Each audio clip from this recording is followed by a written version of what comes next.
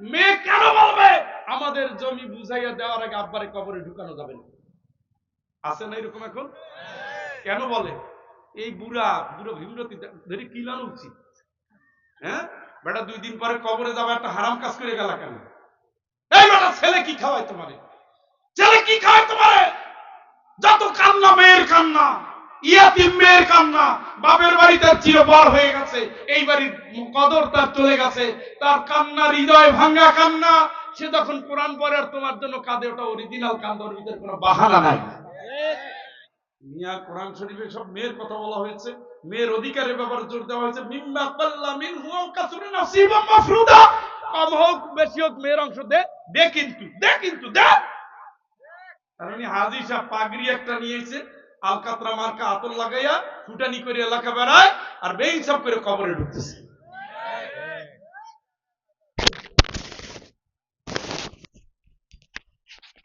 আপনার কথা পরে বলবেন না এখন বলবেন মুরব্বী?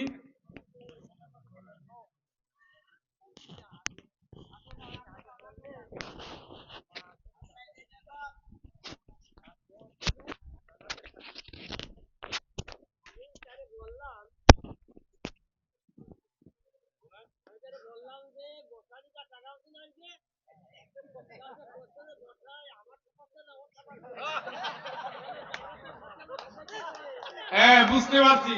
আবার বুঝছি, আমি তো বাংলা পড়াই, বুঝছি বুঝছি।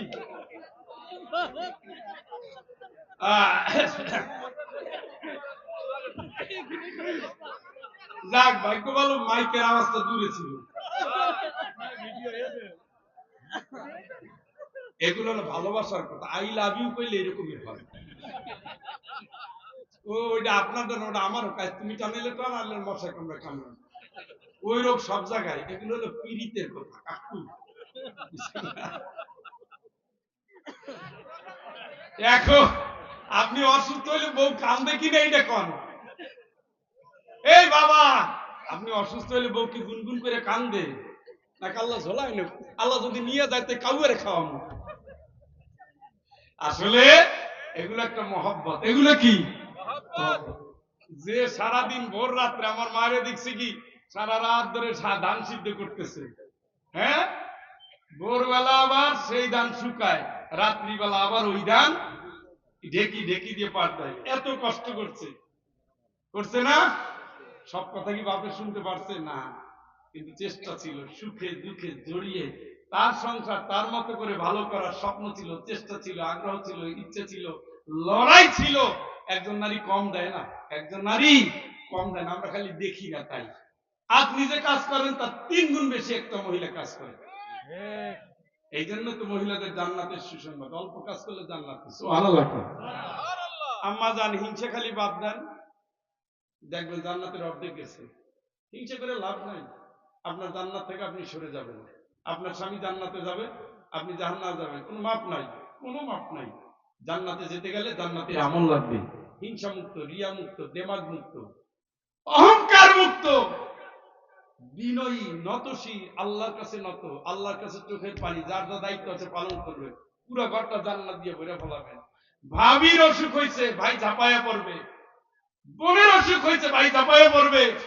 নরদিনেরা ঝাঁপাই পড়ে, পুরো বাড়ি একজন আরেকজনের সুখে দুঃখে জড়াই যাবে। এই ঘরটা প্রীতি প্রেমের পূর্ণ বাঁধনে যাবে মিলি পরস্পরে, স্বর্গ আসিয়া দাঁড়ায় তখন আমাদেরই ঘুরে ঘর। ভালোবাসা দিয়ে ঘর করতে হবে, হিংসা দিয়া না, বিদ্বেষ দিয়া না, অহংকার দিয়া না, দেমাগ দিয়া না, ঝাড়ি দিয়া না। আপনার বউ জান্নাতে আপনার সাথী, এটার গ্যারান্টি আমার আল্লাহ। সুবহানাল্লাহ। আপনার বউ যদি জান্নাত নিতে না পারে, এটা তার ব্যর্থ। বেনামাজি, বেরোজগারি, বেহায়া, নির্লজ্জ, চরিত্রহীন, হিংসুক, নিন্দু, গীবতকারী, চগলখুরি, আমানতের খেয়ানতকারী, এগুলো জান্নাতে যাবে না ভাই। এগুলো জান্নাতে যাবে, কিন্তু কোন দিন যাবে? মায়ের গুঁতে খেয়ে সোজা হয়ে তারপর। এতে কত কোটি বছর, লক্ষ বছর যাবে ঠিক নেই। কারণ যে একবার মনে প্রাণে বলছে লা ইলাহা ইল্লাল্লাহ, সে তো একবার জান্নাতে যাবে, কিন্তু কবে যাবে এটা আল্লাহ জানে। এর আগে তো কাম সারা। এই জন্য জান্নাতের আমল, জান্নাতের আমল, জান্নাতের আমল। মা বুকের দুধ খাওয়াইলে ওটা সাদাকা হয়। মা সন্তানের জন্য বমি করলে যদি খেতে না পারে, সেটাও সাদাকা হয়। সুবহানাল্লাহ। মায়ের জান্নাত দেওয়ার কত বাহানা আল্লাহ আবিষ্কার করে ফেলেছে। সুবহানাল্লাহ কোন। আমার কয় মসজিদে না গেলে কিন্তু নামাজ হবে না, ফরজ তো ওয়াজিব তরফ হবে। মসজিদে যাওয়া ওয়াজিব। বাংলাদেশে বলে সুন্নাতে মুআক্কাদা, আরবিয়ানরা বলে কি ওয়াজিব, মানে যেতেই হবে।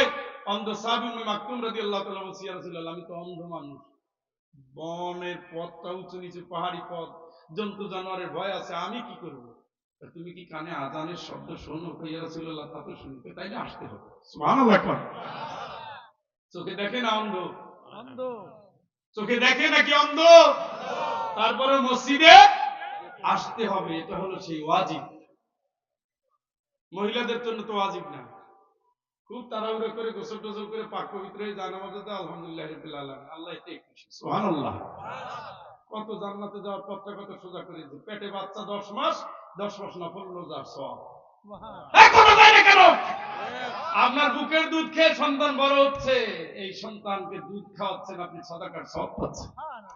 আপনি স্বামীর জন্য একটা পান বানাই দিয়েছেন, ওইটাও সাদাকা। স্বামীরে দেখে একটা হাসি দিয়েছেন, ওইটাও সাদাকা। সুবহানাল্লাহ কয় না রে? আল্লাহ চায় কি নারীরে আগে কি দিতে? জান্নাত দিতে। সুবহানাল্লাহ। সেই নারী যদি সব করে জাহান্নামে যেতে, আল্লাহ ঠেকাবে নাকি? আজকের আলোচনার শেষ কথা, হুকুম মানবো কার? আল্লাহ। গোলাম হবো কার? আল্লাহ। নারী পুরুষ কার গোলাম? আল্লাহ। আদর্শ মানবে মুহাম্মদ, আর দিনের জন্য জীবন সাজাতে হবে। এই 3 দফা করেন। রাদিতু বিল্লাহি রাব্বা ওয়া বিল ইসলামি দীনা ওয়া বি মুহাম্মাদিন সাল্লাল্লাহু আলাইহি ওয়াসাল্লাম নবিয়্যা। 3টা কাজ। রাদিতু বিল্লাহি রাব্বা ওয়া বিল ইসলামি দীনা ওয়া বি মুহাম্মাদিন সাল্লাল্লাহু আলাইহি ওয়াসাল্লাম নবিয়্যা। সকালে 3 বার, সন্ধ্যায় 3 বার কাজে নাইমা যান, আমল করেন, আপনাকে জান্নাত দেওয়া আল্লাহর জন্য ওয়াজিব হয়ে যাবে। জোরে একবার বলেন আল্লাহু আকবার। আমার রব আল্লাহ, তুমি আমার রব, তোমার কোরআনের বিধান পেয়ে আমি খুশি, আমার নবী মুহাম্মদ তার আদর্শ পেয়ে আমি খুশি, আমার দিন ইসলাম, ইসলামের সাথে জীবন কাটাইয়া, ইসলামী আন্দোলন নিয়া, ইসলামকে প্রতিষ্ঠা করিয়া, ইসলামের জন্য জান দিয়া, মাল দিয়া, জেল কাটা, রক্ত দিয়া, রিমান্ডে দিয়া, মামলা নিয়ে হামলা খাইয়া, তারপরে আমি খুশি। জোরে একবার বলেন আল্লাহু আকবার। আপনার জন্য অপেক্ষা করছে লাহুল বুশরা ফিল হায়াতিদ দুনিয়া ওয়া ফিল আখিরা আল্লাযীনা আমানু ওয়া কানু ইয়াত্তাকুন লাহুমুল বুশরা